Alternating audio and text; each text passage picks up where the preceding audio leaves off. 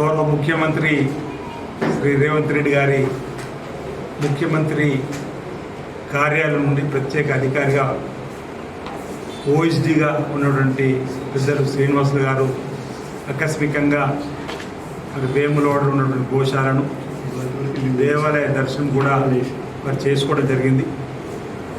ఇటీవల కూడా పలు సందర్భాల్లో కూడా చెప్పడం జరిగింది. 5 మాసాల క్రితం రివ్యూ జరిగినప్పుడు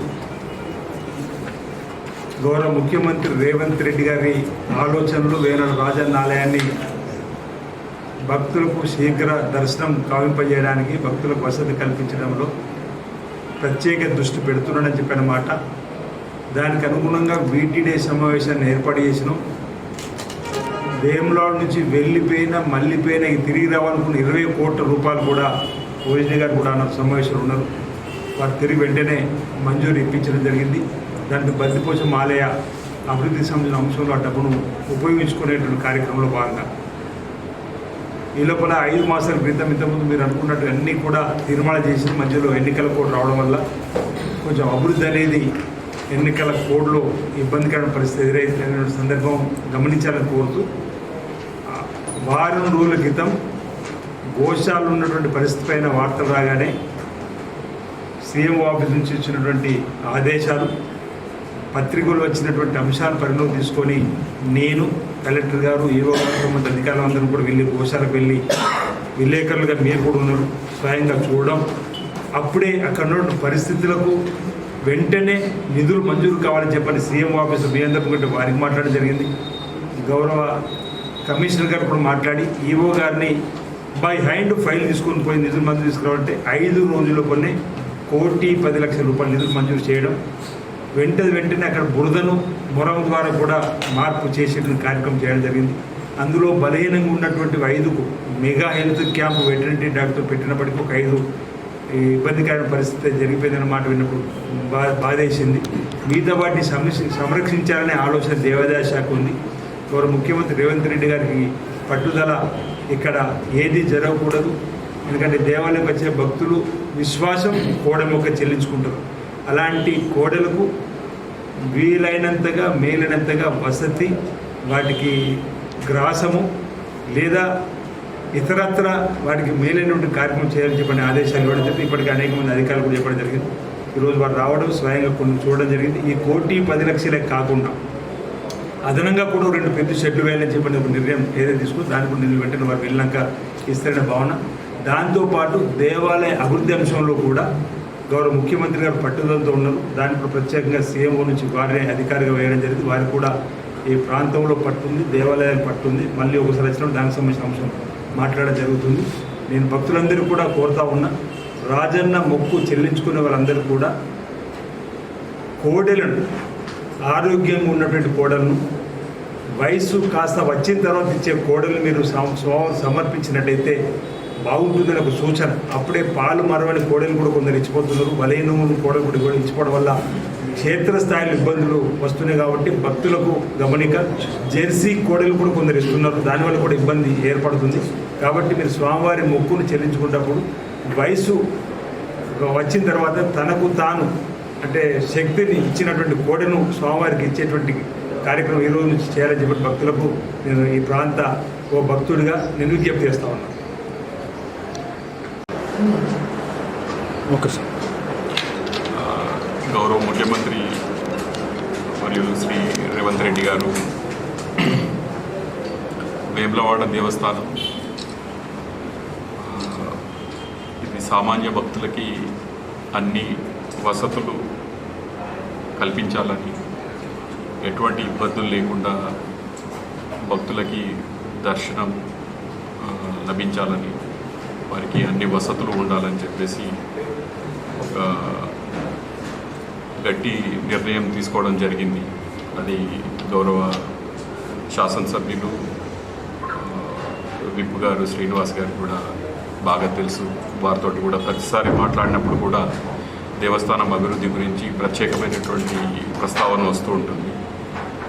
ముఖ్యమంత్రి గారు దేవస్థానానికి ఎంత ఇంపార్టెన్స్ ఇస్తున్నారో అట్లాగే కోడెలకు సంబంధించి, ఎందుకంటే ఒక విశిష్టమైనటువంటి మొక్కు మనకి భారతదేశంలో కూడా ఈ కోడెల మొక్కు అనేటువంటిది ఒక సామాన్య భక్తులకు సంబంధించినటువంటి అంశం. అది ఈ కోడెల్ని జాగ్రత్తగా చూసుకోవడం, వాటికి అన్ని వసతులు కల్పించడం అనేటువంటిది ముఖ్యమంత్రి గారు చాలాసార్లు కూడా చెప్పడం జరిగింది. దాంట్లో భాగంగానే సుమారుగా 2 నెలల క్రితం ఎండోమెంట్ కమిషనర్ గారు కూడా వ్యక్తిగతంగా విజిట్ చేయడం జరిగింది.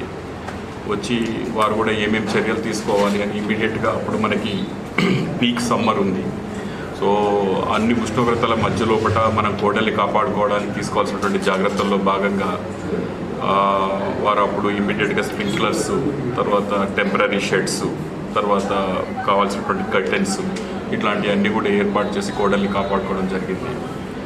అయితే ఈ కోడలు ఏంటంటే మన దగ్గర సుమారుగా 400 నుంచి 450 వరకు ఉంటే వాటిని మేనేజ్ చేయడం, వాటిని ప్రాపర్గా చూసుకోవడానికి మనకు ఉన్నటువంటి వసతులు సరిపోతాయి. కాకపోతే అవి ఇప్పుడు 1500 వరకు అవడం జరిగింది. అయినా కానీ వీలైన కాటికి వాటి వయసును బట్టి, వాటికి ఉన్నటువంటి ఆరోగ్యాన్ని బట్టి, వాటికి ఉన్నటువంటి స్ట్రెంగ్త్ను బట్టి అవి కొత్తగా వస్తే 21 రోజులు క్వారంటైన్లో పెట్టి వాటి ఆరోగ్య స్థితిగతులను చూసి ఆ తర్వాత వాటిని మెయిన్ పూల్లోకి తీసుకురావడం. ఏ కోడలు అయితే చాలా బలహీనంగా ఉన్నాయో వాటన్నిటిని సెగ్రిగేట్ చేయడం వల్ల వాటికి ఆహారం సరిగ్గా అందేటట్టుగా, అలాగే బలంగా ఉన్నటువంటి మాత్రమే ఆహారం తీసుకునేటువంటి అవకాశం ఉంటుంది. కాబట్టి ఇట్లా సెగ్రిగేట్ చేసేసి తీసుకోవాల్సినటువంటి జాగ్రత్తలు, అలాగే మనకి వెటర్నరీ డాక్టర్స్ తోటి వాటికి కావాల్సినటువంటి టీకాలు కానీ మందులు కానీ వీటన్నిటిని ఏర్పాటు చేయడం. న్యూట్రిషియస్ ఫుడ్, ఒకవేళ కనుక గ్రీన్ ఫాడర్ దొరకకపోతే మనకు కావాల్సినటువంటి ఫుడ్ ఏదైతే ఉందో అది కూడా అవైలబుల్గా పెట్టడం. వాటిని నీట్గా మెయింటైన్ చేయడానికి అవసరమైతే ఒక 50 మందిని రోజు దినవారీ కూలీలుగా మనం తీసుకొని వాటన్నిటిని మనం ఒక పద్ధతిగా పెట్టడం. ఆ తర్వాత అక్కడ ఉన్నటువంటి కౌ డంగ్ని మనం ఒక ప్రాపర్ యూసేజ్లో మార్చుకోవడానికి మనం బయోగ్యాస్ ప్లాంట్ పెట్టడం.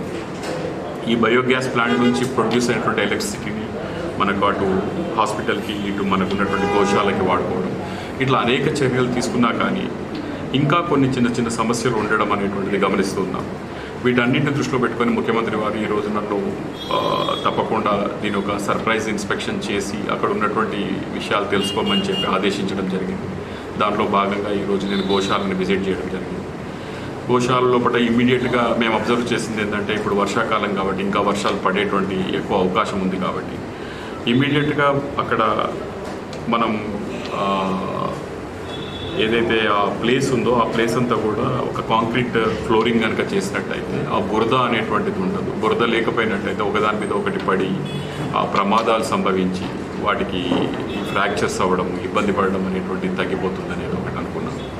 ఉన్న 7 షెడ్లకి ఇంకా అనుబంధంగా పెద్ద షెడ్లు, ఒక 2 పెద్ద షెడ్లు ఇమ్మీడియట్గా వేయాలని ఎమ్మెల్యే గారు కూడా అన్నారు. వాటికి కూడా చెప్పడం జరిగింది. సో ఏదైతే 1.2 కోట్ల రూపాయల వరకు అయ్యేటువంటి ఖర్చు ఏదైతే ఉందో ఇమ్మీడియట్గా ముఖ్యమంత్రి గారు వాటిని గ్రాంట్ చేయడం జరిగింది ఈ కింద ఫ్లోరింగ్ కోసం. అదేవిధంగా వేములవాడ దేవస్థానానికి సంబంధించి షెడ్లకు ముఖ్యంగా ఈ కోడెల సంరక్షణార్థం ఎటువంటి చర్యలు తీసుకోవడానికైనా ప్రభుత్వం సిద్ధంగా ఉంది. అదేవిధంగా కోడెలు ఇంతకుముందు మనం గోశాలలకి, మఠాలకి, రైతులకి ఇవ్వడం జరిగింది. దాంట్లో చిన్న చిన్న తప్పులు జరిగినాయని రిపోర్ట్స్ ఉండడం వల్ల ఆ తప్పుల్ని సరిదిద్ది మళ్ళీ కొత్తగా కమిటీలు వేసి ఆ కమిటీల ద్వారా కోడల్ని అటు గోశాలలకి, మఠాలకి, లేకపోతే రైతులకి ఇచ్చేసి సరైనటువంటి మార్గంలో, సరైనటువంటి పద్ధతిలో వాటి యొక్క రక్షణ, అదేవిధంగా వ్యవసాయ రంగానికి ఉపయోగపడే విధంగా వాటిని కనుక వినియోగించుకోవాలన్నటువంటి సంకల్పం కూడా ముఖ్యమంత్రి గారి ఆదేశాల మేరకి చేయడానికి జిల్లా యంత్రాంగాన్ని కూడా రిక్వెస్ట్ చేయడం జరిగింది. అది కూడా అతి త్వరలో అది కూడా కంప్లీట్ అవుతుంది. అట్లా అయినట్టయితే ఏమవుతుందంటే మనం మీద ఉన్నటువంటి ఏదైతే స్ట్రెస్ ఉందో ఒక కాడనే కొన్ని 1500-1600 కోడలు ఉండేటువంటి పరిస్థితి ఉండకుండా తక్కువ వాటిని బాగా మేనేజ్ చేయడానికి అవకాశం ఉంటుంది. ధన్యవాదాలు. విషయాలు చెప్పారంటే మీరు 2 విషయాలు. ఒకటి, కోడల మీద మీ ఇన్పుట్ చాలా అమూల్యమైనది డెఫినెట్గా. తర్వాత ఒక వెటర్నరీ డాక్టర్ లేడు అనేటువంటి విషయాన్ని కూడా ముఖ్యమంత్రి గారి దృష్టికి తీసుకెళ్తారు.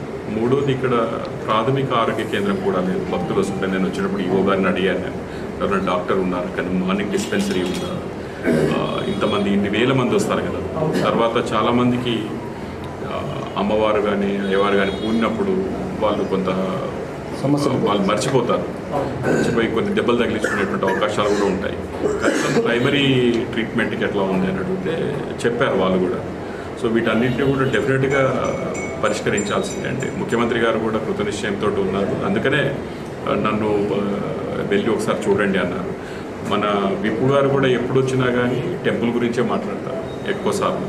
ఆయన పర్సనల్గా చాలా అంటే 2 సార్లు తను చైర్మన్గా పనిచేసి ఉండడం వల్ల బాగా అనుభవం కూడా ఉంది. టెంపుల్ని ఎట్లా మేనేజ్ చేస్తే బాగుంటుంది, పర్ఫెక్ట్గా ఎట్లా చేయొచ్చు అని చెప్పేసి.